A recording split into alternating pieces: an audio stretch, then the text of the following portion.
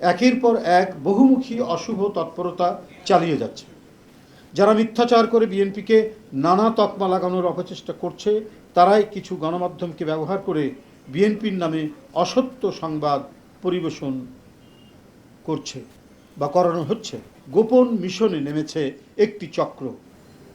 বিনিময়ে তারা পতিতদের সহযোগিতা নিয়ে রাজনৈতিক উদ্দেশ্য হাসিল করার স্বপ্নে বিভোর। সাংবাদিক বন্ধুগণ, আমরা উদ্বেগের সাথে লক্ষ্য করছি যে সম্প্রতি কিছু পত্রপত্রিকা, গণমাধ্যম এবং সোশ্যাল মিডিয়ায় বিএনপির মনোনয়নের কথিত তালিকা নাম ধাম প্রকাশ করে দলের নেতাকর্মীদের মধ্যে বিভ্রান্তি, অসন্তোষ এবং বিশৃঙ্খলা উস্কে দেওয়ার ষড়যন্ত্র করছে। অনুমিত হচ্ছে বিএনপিতে বিভেদ বিসম্বাদ সৃজনের অশুভ অভিপ্রায় নিয়ে কতিপয় মিডিয়া যথেচ্ছভাবে মিথ্যা অপপ্রচার প্রোপাগান্ডায় লিপ্ত হয়েছে। আমরা স্পষ্ট করে বলতে চাই, বাংলাদেশ জাতীয়তাবাদী দল বিএনপি আসন্ন জাতীয় সংসদ নির্বাচনের জন্য সর্বাত্মক প্রস্তুতি গ্রহণ করেছে। উপযুক্ত সময়েই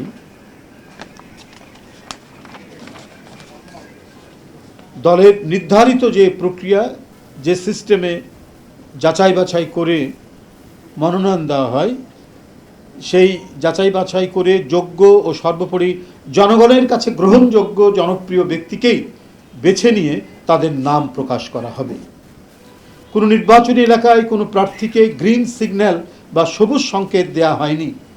প্রত্যাশীদের মধ্যে দলীয় নানা কার্যক্রমে যার পারফরমেন্স ভালো তাকেই প্রার্থী হিসাবে মনোনীত করা হবে।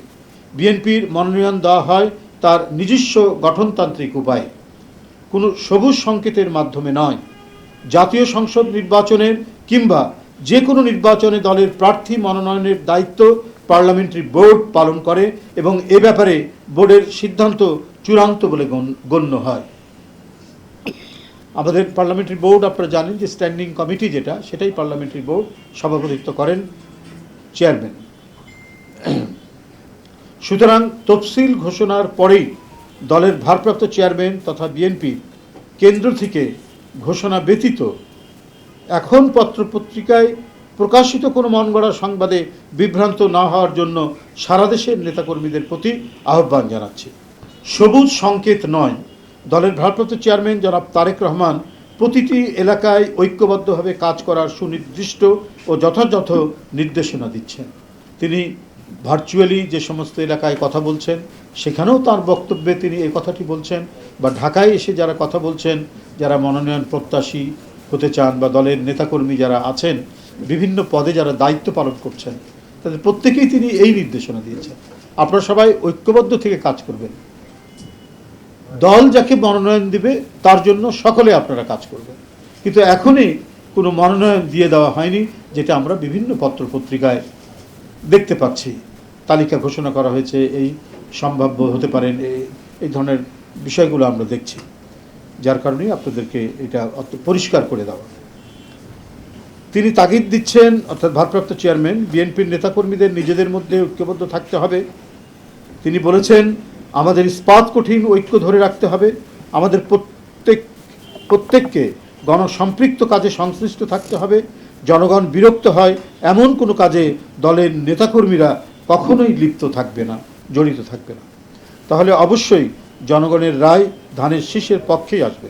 ভারপ্রাপ্ত চেয়ারম্যান নেতাকর্মীদেরকে সারা দেশে ডোর টু ডোর গিয়ে আগামী দিনে জনগণের মুক্তির সনদ 31 দফা তুলে ধরার পরামর্শ দিয়ে যাচ্ছেন। এবং আমাদের নেতাকর্মীরা বা বিভিন্ন ইউনিট, জেলা পর্যায় থেকে বা থানা পর্যায় থেকে কেন্দ্র পর্যন্ত, প্রত্যেকে এ ব্যাপারে অত্যন্ত নিবিড় আন্তরিকতায় তারা কাজ করেছেন।